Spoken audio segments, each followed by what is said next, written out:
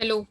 So we learned about the sustainable development goals and how India is working to achieve these goals, right? We have learned about few, and I think we have learned about 7 goals which From India is focusing on. Yes? Was there someone talking? Okay.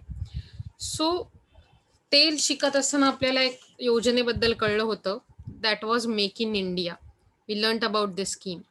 Prime Minister Narendra Modi, he had launched Make in India initiative in September 25th, 2014 with the primary goal of making India a global manufacturing hub, by encouraging both multinational and domestic companies to manufacture their products in India. Just a minute, okay? I have some confusion regarding one thing. Please तुम्ही read out करा तोपर्यंत.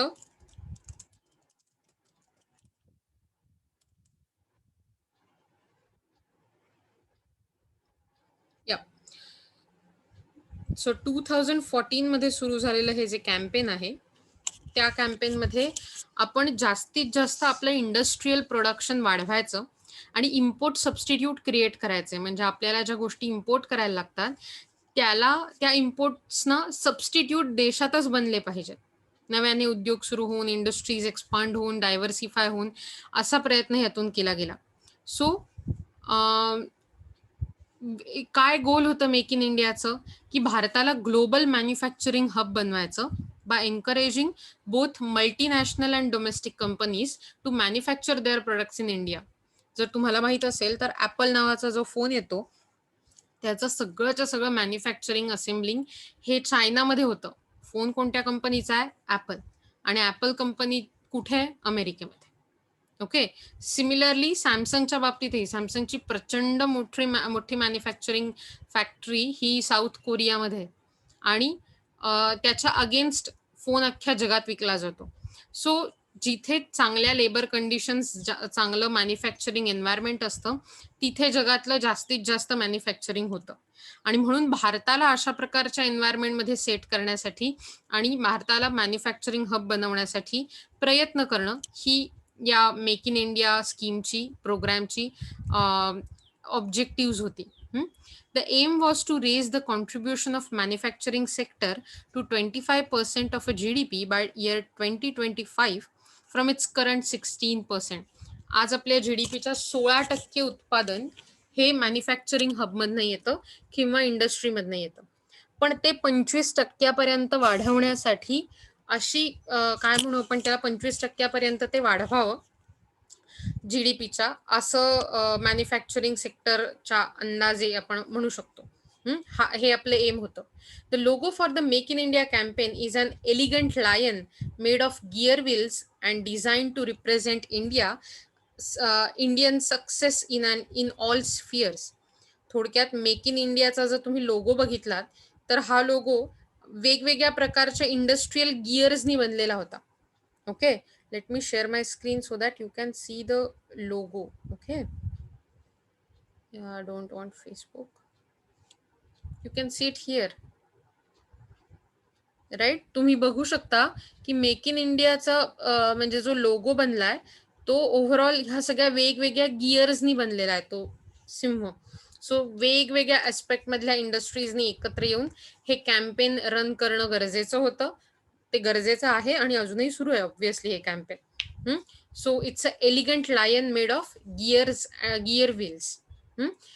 Make in India MII has introduced multiple initiative promoting FDI, म्हणजे जास्तीत जास्त आपल्याकडून foreign direct investment यावी म्हणून promotion करणं.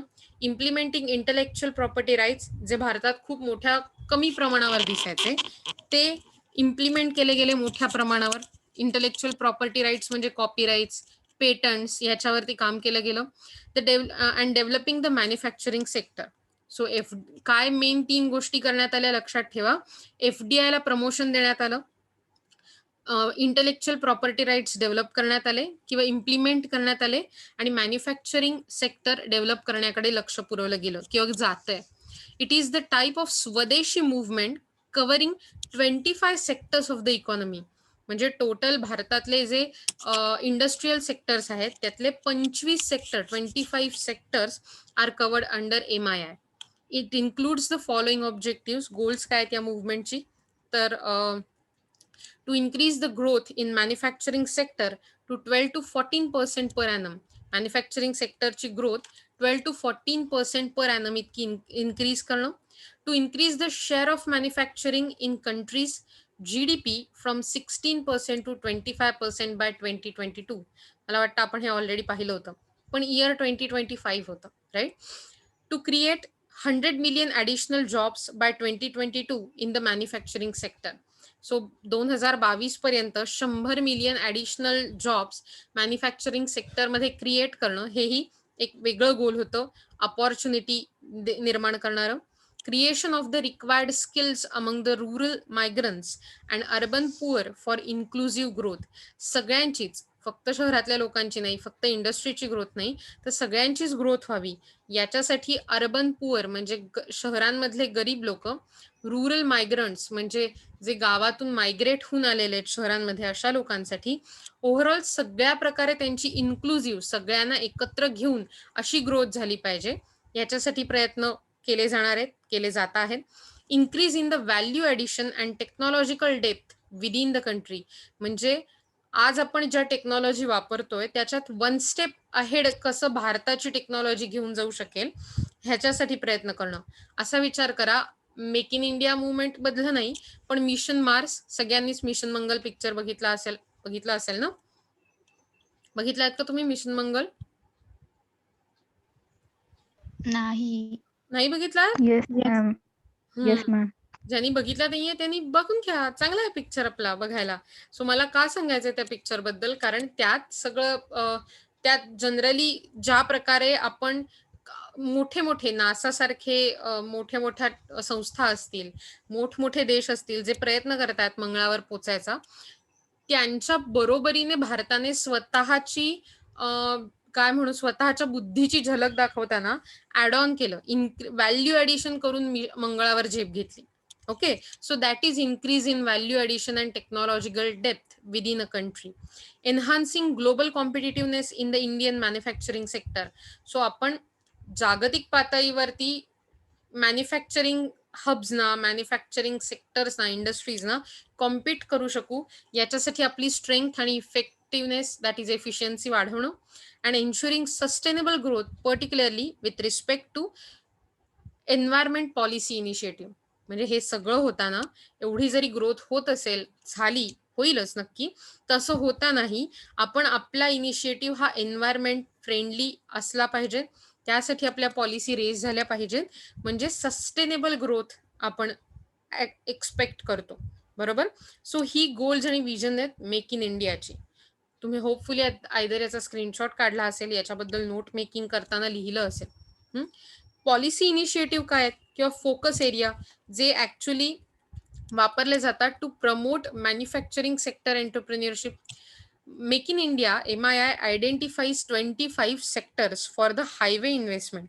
They include automobiles, automobile components, chemical, pharmaceuticals and textile and garments, food processing, renewable energy, biotechnology, aviation, mining, oil and gas, roads, highways, space, leather, IT, space, leather, IT, thermal power, tourism and hospitality, wellness, ports and railways, electrical machinery and electronic systems, defense manufacturing, building. So हे जे मी तुम्हाला म्हटलं, अशा वेगवेगळ्या प्रकारची 25 sector त्यांनी join केली होती. मी नाही म्हणणार की तुम्ही 25च्या 25 लक्षात ठेवा, मी असं म्हणेन त्यातली काही लक्षात ठेवून तुम्ही तुमच्या उत्तरामध्ये लिहिली पाहिजेत. For example, okay, new infrastructure. ह्याच्यासाठी की एरियाज कसे निवडले गेले, तर पहिलं न्यू इन्फ्रास्ट्रक्चर. काय काय करायचं होतं भारताला सेल्फ सफिशियंट आणि काय म्हणू आपण ग्लोबल मॅन्युफॅक्चरिंग हब बनवण्यासाठी काय करायला लागणार आहे, आपल्याला इन्फ्रास्ट्रक्चर बनवायला लागणार आहे नवीन. Infrastructure is very crucial for growth and growth of the economy. The industrial and urban infrastructure development initiative were as follows. First, building industrial corridors and 21 new nodal industrial cities with advantage like planned communities, excellent connectivity and sustainable living. The Delhi Mumbai Industrial Corridor is a mega infrastructure project of 100 billion US dollars with financial and technical aid from Japan. So जपानकडून आपण technical आणि financial मदत घेऊन, कितीची financial मदत आहे? खूप मोठी, कारण आपण जपानकडून मदत घेऊन हा हायवे 100 बिलियन US डॉलर्सचा बांधणार आहोत. हा मेगा इन्फ्रास्ट्रक्चर प्रोजेक्ट आहे, Delhi to Mumbai industrial corridor. म्हणजे फास्ट मुव्हिंग व्हेइकल्स त्याच्यात वापरता येतील असं. असाच एक कॉरिडॉर महाराष्ट्रात सुद्धा तयार झालाय किंवा तयार करण्याचं काम चालू आहे, ज्याला समृद्धी कॉरिडॉर असं म्हटलं जातं. हा कॉरिडॉर नागपूर ते मुंबई, अर्थात नागपूरमध्ये किंवा विदर्भात, मराठवाड्यात बनणाऱ्या खूप चांगल्या चांगल्या ॲग्रिकल्चर प्रोडक्ट्सना मुंबईपर्यंत सेंट्रली पटापट पोचता यावं. त्यांची जी पेरिशिबिलिटी असते, म्हणजे खराब होण्याची वेळ, ती कमी व्हावी. म्हणजे आपण पोचेपर्यंत त्याची पेरिशिबिलिटी लक्षात घेऊन प्रोडक्ट्सची, ते त्याच्या शॉपिंग हब पर्यंत पटापट पोचलं पाहिजे, या उद्देशाने आपण तो मार्ग बघतो, that is Samruddhi corridor, Nagpur to Mumbai. Okay. जर तुम्ही बघितलं असेल तर ह्याच्या आधी काल आपण सागरमाला प्रोजेक्ट बघितला होता, ज्यात आपली जी पोर्ट्स आहेत, जी बंदरं आहेत, ती एकमेकांना कनेक्ट करण्यासाठी प्रयत्न चालू आहेत. To double the network of roads by 2020. आता 2020 तर गेलंय, कारण हे जुनं थोडीशी रेंज असते, पण तुम्ही बघितलं असेल तर आजकाल कितीतरी हायवेजची कामं सुरू आहेत, कारण सरकारकडे खूप पैसे आहेत असं नाही, तर हे जे इन्फ्रास्ट्रक्चर रिलेटेड इश्यूज आहेत ते सॉल्व्ह करण्यासाठी म्हणून. Okay. Setting up new railway stations for better connectivity, Naveen railway station बनवणं कनेक्टिव्हिटी वाढवण्यासाठी. सागरमाला प्रोजेक्ट, जे मी तुम्हाला म्हटलं, is started by government of India to modernize Indian ports and waterways. म्हणजे जलवाहतूक, आपल्याकडे इतक्या मोठ्या नद्या आहेत, आपल्याकडे इतका मोठा सागर किनारा आहे, तर त्याचा पूर्ण वापर व्हावा म्हणून वॉटरवेज अर्थात जलवाहतूक डेव्हलप करणं, आणि इंडियाची जी पोर्ट सिस्टीम आहे, बंदरांवरती असणारी ऍडमिनिस्ट्रेटिव्ह सिस्टीम, ती मॉडर्नाइज करणं हे गरजेचं आहे त्याच्यासाठी. Then smart cities initiative mission with the outlay of 7.69 billion US dollars is in progress. ही एका प्रकारची कॉम्पिटिशन आहे, ज्यात 100 स्मार्ट सिटीज निवडल्या गेल्या, आणि त्या 100 स्मार्ट सिटीजना दरवर्षी 1,000 करोड रुपये मिळतात सरकारकडून. आणि हे जे 1,000 करोड रुपये असतात, ते त्यांनी शहराच्या विकास कामांसाठी वापरायचे असतात, आणि त्या विकास कामांचा आढावा घेताना कोणत्या सिटीने खूप चांगलं काम केलंय हे ह्याची कॉम्पिटिशन आहे ती. ओके. आणि मला वाटतं की खूप साऱ्या सिटीज यात डेव्हलप होण्याचं काम करतात. तुम्ही बघितलं असेल की आता गेले काही रिसेंटली त्याच्याबद्दलचा निकालही आला होता की स्मार्ट सिटीजमध्ये रिसेंटली कोणत्या 2 सिटीजना अवॉर्ड मिळालं. Did you know? Do you remember? नाही, No. काहीच अंदाज नाही. ठीक आहे. मी सांगते तुम्हाला. इंदूर, सुरत यांना स्मार्ट सिटी अवॉर्ड 2020चं मिळालंय, आणि स्टेटचा अवॉर्ड मात्र उत्तर प्रदेशला, यूपीला मिळालाय. सो इंदूर आणि सुरत या 2 सिटीजना स्मार्ट सिटी अवॉर्ड मिळालाय, आणि त्याच्या बरोबरीने कोणतं स्मार्ट सिटी डेव्हलप करणारं राज्य आहे हे बघताना ते मात्र यूपीला त्याचा नंबर मिळालेला आहे. Let's go ahead. Just a minute. Okay. याच्या पुढचं वाचून ठेवा बरं. New design and innovation. तोपर्यंत एकच सेकंद द्या मला. What do you think about the next? तुम्ही जर बघितलं तर एव्हिएशन इंडस्ट्रीमध्ये आपण जगातलं तिसरं लार्जेस्ट एव्हिएशन इंडस्ट्री होण्याचं स्वप्न आहे.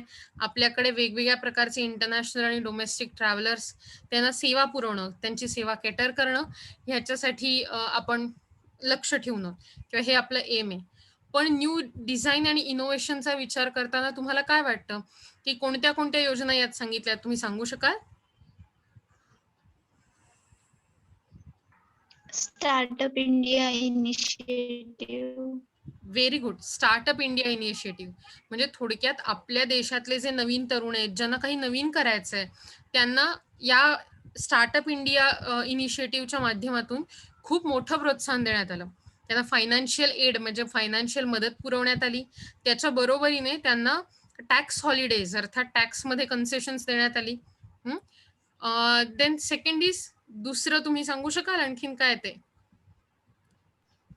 टीच स्टार्टअप इन इंडिया. म्हणजे शिकवण्याच्यासाठी किंवा टेक्नॉलॉजिकली डिझाईन्ड केलेले टीचिंग स्टार्टअप्स लाईक बैजूस.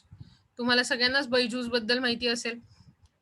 तर अशा प्रकारच्या स्टार्टअप्स हे भारतामध्ये खूप मोठ्या प्रमाणावर वाढतील असं एक्सपेक्टेशन आहे. So like it will reach to 11,500 in 2020 from 4,300 in 2015. Obviously हे सगळं होण्यासाठी खूप मोठ्या प्रमाणावर त्याचं काम करणं गरजेचं आहे, जे अजूनही आपण करतो आहोत आणि करणारच आहोत. तिसरं जर बघितलं तुम्ही तर ट्रिप्स याच्याबद्दल म्हटलंय. That is intellectual property rights policy include strong trade related intellectual property rights. Okay.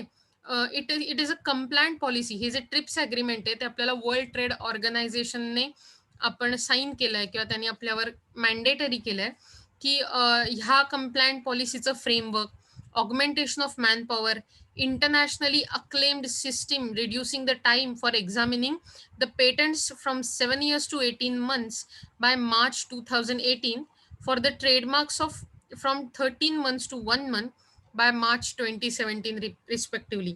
थोडक्यात कुठल्याही माणसाला परदेशी किंवा भारतातल्या नवीन बिझनेस सुरू करायचा असेल आपल्या देशात तर त्याच्यासाठी अडचणी कशा कमी करता येतील याचाच न्यू इन्फ्रास्ट्रक्चर आणि न्यू डिझाईन याच्यात विचार केलेला आहे. तिसरं बघा new processes. It involves ease of doing business which would open new opportunities for entrepreneurs. म्हणजे तुम्ही नव्या प्रोसेसेसमधून कशा प्रकारे नवीन अपॉर्च्युनिटीज लोकांना द्याल, त्यासाठी लागणारा वेळ हे कसं कमी कराल, ॲडमिनिस्ट्रेटिव्ह ॲक्टिव्हिटीजचा त्यासाठी लागणारा म्हणजे येणारा स्ट्रेस, करावा लागणारा खर्च कसा कमी होईल यासाठी नेहमीच प्रयत्नशील राहिलेली आहे सरकार या बाबतीत. आणि मेक इन इंडिया मुव्हमेंट ही त्याचाच एक भाग आहे. Okay. Incorporation of company reduces to 1 day instead of 10 days. म्हणजे एक कंपनी तयार होण्यासाठी, एक कंपनी अस्तित्वात येण्यासाठी पूर्वी जेव्हा 10 दिवस लागायचे, आज ती एका दिवसात अस्तित्वात येते. दुसरं power connection provided within 15 days instead of 180 days. पूर्वी पॉवर कनेक्शन मिळण्यासाठी इलेक्ट्रिसिटीचं आपल्याला 180 दिवस लागायचे, आता ते 15 दिवसात मिळतं व्यवसायासाठी. Export import documents reduced from 11 to 3 days. म्हणजे पूर्वी 11 दिवस लागायचे एक्सपोर्ट इम्पोर्ट डॉक्युमेंटेशनसाठी, आज ते 3 दिवसात होतं. Validity of industrial licences extended from 3 years to 7 years. म्हणजे इंडस्ट्रियल लायसन्स जे दर 3 वर्षांनी घ्यावं लागायचं ते आता दर 7 वर्षांनी घ्यावं लागतं. Bankruptcy Code 2015 was a new law providing simple time-bound insolvency process to be operational from 2017. 2017 पासून अतिशय सिंपल इन्सॉल्वन्सीची प्रोसेस करणं, ऑपरेशन मध्ये आणणं हे शक्य होणार आहे विथ द बँक्रप्सी कोड 2015. हे डिटेल्स लक्षात ठेवा हा. याच्यावर प्रश्न येऊ शकतात, मोठ्या उत्तरातही तुम्हाला हे लिहायला लागू शकतं. Then GST to be operational by April 2017. आपल्याला हे माहितीच आहे जीएसटी बद्दल. Permanent residency status to foreign investors for 10 years. म्हणजे रेसिडेन्सी स्टेटस हे जे फॉरेन इन्व्हेस्टर्स आहेत त्यांना इथे राहण्यासाठी परमनंट रेसिडेन्सी स्टेटस 10 वर्षापर्यंत दिलं जातं. Then there is new mindset. Government of India changed its outlook towards the economic development of India to that of a facilitator and not just to the regulator. गव्हर्नमेंट इंडियाने त्यांचा role regulator म्हणजे तुमच्यावर monitor करणारी एखादी authority असा न ठेवता तुम्हाला मदत करणारा फॅसिलिटेटर असा म्हणून चेंज केला, जर कारण ह्याच्यामुळे आपलं इकॉनॉमिक डेव्हलपमेंट वाढणार आहे. It emphasises on the mindset of zero defect and zero effect which implied producing high equality manufactured goods with zero environmental hazards. So zero defect zero effect अशा प्रकारची पॉलिसी किंवा अशा प्रकारचा माइंडसेट वापरून कोणत्याही प्रकारे डिफेक्ट नसलेली high quality manufactured goods prepare करायची किंवा प्रोड्यूस करायची, पण ती प्रोड्यूस करताना झिरो एन्व्हायरमेंटल हॅझार्ड किंवा zero ill effect to the environment असला पाहिजे, अशा प्रकारचा हा माइंडसेट आहे. So that is a new mindset, zero defect zero effect. Okay, then other reforms measures कशा आहेत, तर ऑनलाईन पोर्टल्स सुरू केले, employee state insurance corporation ESIC आणि employee provident fund organisation EPF for the real time registration, online application process and payment through 56 accredited banks ACC. So असा विचार करा की जी कामं पूर्वी कुठेतरी कागदावर करायला लागायची, प्रचंड वेळ जायचा, ती या पोर्टल्सच्या माध्यमातून ESIC, EPF आणि ACC बँकांच्या, म्हणजे ज्या बँका ह्यांना जॉईन झाल्यात त्या बँकांच्या माध्यमातून हे कामही फास्टर व्हायला लागलं. लेबरर्ससाठी ते खूप जास्त सोयीचं व्हायला लागलं. Government of India launched Indian trade portal to be a single point information provider on non tariff measure which may affect trade adversely like technical regulation and assessment procedure. So government of इंडियाने अशा प्रकारचं Indian trade portal launch केलंय की ज्यातून एका single point information, आपल्याला एका पॉइंटवरती सगळ्या प्रकारची इन्फॉर्मेशन मिळेल. Information provider about non tariff measures which may affect trade adversely like a technical regulation, assessment procedure. So या सगळ्या गोष्टींचा विचार करून लगेच एका क्षणात आपल्याला ती माहिती मिळू शकते या पोर्टलच्या माध्यमातून, Indian trade portal. Then investors facilitation cell to guide and assist the investors during the entire life cycle of business achievements. So आपण बघू शकतो की इन्व्हेस्टर्स फॅसिलिटेशन वाढवण्यासाठी या एंटायर लाईफ सायकल आणि बिझनेस अचीवमेंटमध्ये या वेगवेगळ्या इन्व्हेस्टर्सना फॅसिलिटेशन सेल क्रिएट केली गेली, investor facilitation cell, so that या लोकांना गाईड करता येईल, असिस्ट करता येईल. सो अशा प्रकारच्या वेगवेगळ्या रिफॉर्म्स या मेक इन इंडिया अंतर्गत करण्यात आल्या. त्यासाठी 4 प्रकारच्या, काय म्हणू आपण त्याला, 4 प्रकारचे की एरियाज बघितले गेले पॉलिसी इनिशिएटिव्हच्या माध्यमातून. पहिल्यांदा 25 सेक्टर आयडेंटिफाय केले गेले जिथे ही मुव्हमेंट राबवली जाणार आहे, मेक इन इंडिया. त्यानंतर न्यू इन्फ्रास्ट्रक्चरमध्ये आपले की एरिया कसा असेल, न्यू डिझाईन आणि innovation, that is R&D, research and development, यात कसा असेल, न्यू प्रोसेसेस मध्ये कसा असेल, न्यू माइंडसेटमध्ये कसा असेल, आणि इतर रिफॉर्म्समध्ये काय काय करण्यात आलंय हे तुम्हाला सांगण्यात आलं. बरोबर. Next one is what are the achievements of make in India. After the launch of make in India India received 16.4 lakhs crore worth investment commitment between 2014 to 16, and hence India emerged as top destination for FDI in 2015, surpassing US and China. So America आणि चायनाला मागे टाकत आपण 2014 ते 16च्या मधल्या कालखंडात, म्हणजे 2015ला जगातले सगळ्यात जास्त FDI इन्फ्लो होणारी कंट्री झालो. कितीचा इन्फ्लो आला हा आपल्याकडे, तर 16.40 लाख करोड वर्थ रुपयाची इन्व्हेस्टमेंट होती. Okay. India received for $60 billion in financial year of 2016-17, and in 16-17 FDI inflow stood at the record high of USD 60 billion. As per the World Economic Situation Prospects 2017, India is the fastest growing major economy in the world and will continue to be so in 2018. अर्थातच मागच्या काही वर्षात आपल्याकडे मोठ्या प्रमाणावरती बदल घडून आलेच आहेत, पण गेल्या काही लॉकडाऊनच्या परिस्थितीत थोडी इकॉनॉमिक ग्रोथ मागे पडली आहे. पण तरी या मुवमेंट्समधनं आपण नेहमी पुढे जाण्याचंच काम करायचा प्रयत्न करतोय थ्रू आउट. की sectors like defence manufacturing, civil aviations, medical devices and railway have been opened up for the FDI. So he is a major sectors आहेत ज्याच्यात फॉरेन मधून भरपूर इन्व्हेस्टमेंट होते. हे सेक्टर्स ओपन अप केले गेले FDI साठी. Several states launched their own initiatives like Vibrant Gujarat, Happening Haryana, Magnetic Maharashtra. So असा विचार करा की या देशांच्या या कॅम्पेन्स मधून फॉरेन इन्व्हेस्टमेंट त्या त्या राज्यात व्हावी, त्या त्या राज्यांमध्ये नवीन नवीन फॅक्टरीज उघडाव्यात, नवीन इंडस्ट्रियल सेक्टर डेव्हलप व्हावं, यासाठी अशा वेगवेगळी इनिशिएटिव्ह घेण्यात आली. Like vibrant Gujarat, happening Haryana, magnetic Maharashtra. By the end of 2017, India rose to 42 places on Ease of Doing Business Index and 32 places in World Economic Forum Global Competitiveness Index.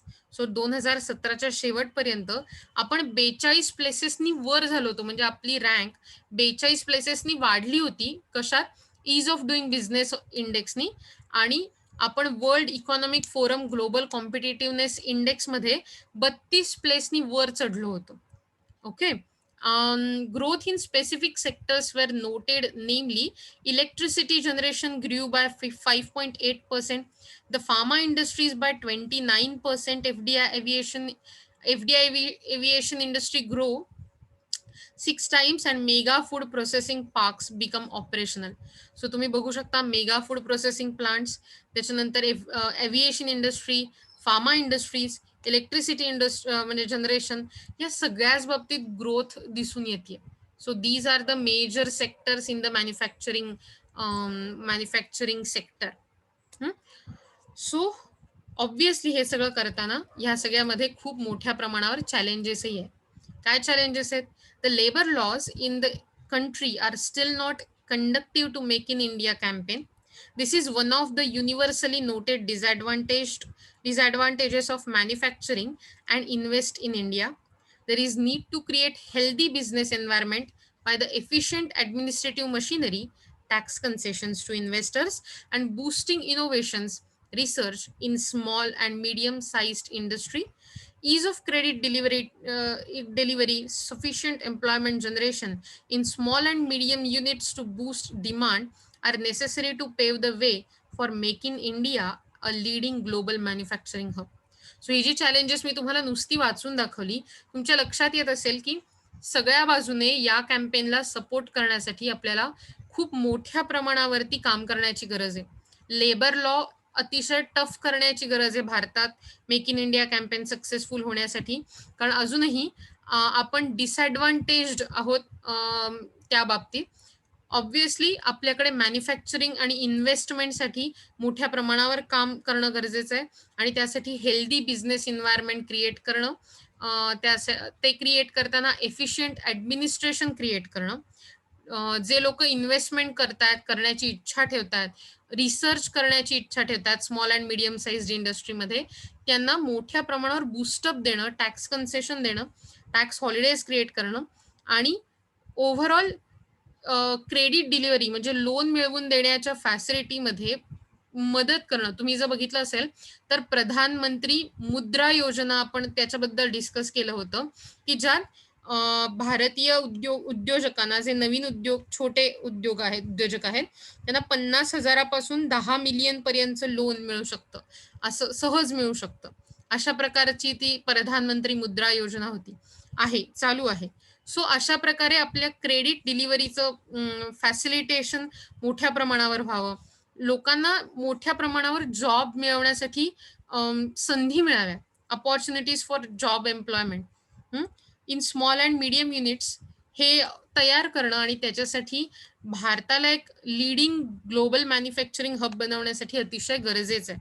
So ही सगळी challenges तर आहेतच, पण ही एक चांगली मुव्हमेंट आहे ज्याच्या थ्रू आपण overall काय म्हणू आपण, त्याचं कंडक्ट आपलं जे असतं ते चांगल्या प्रकारे इंडियाला एक ग्लोबल मॅन्युफॅक्चरिंग हब बनवण्याकडे नेऊ शकतं. आणि मला वाटतं इथे मेक इन इंडियाबद्दल आपण, तुम्हाला काही शंका असतील तर त्या घेऊया. त्याच्या आधी इन्व्हेस्ट इंडिया हा जो पॅच तुमच्यासमोर उघडलाय, हा तुमच्यासाठी सेल्फ स्टडीचा भाग म्हणून मी तुम्हाला हे पाठवणार आहे. तुम्ही उद्या हे वाचून मला याची माहिती लिहाय, तुम्ही याची 5 पॉईंटमध्ये माहिती लिहून मला आणायची उद्याला, आणि उद्याला मी ती चेक करणार आहे. इन्व्हेस्ट इंडिया अतिशय महत्वाचा भाग आहे. ओके. सो तुम्ही मला काही शंका असतील तर विचारू शकता.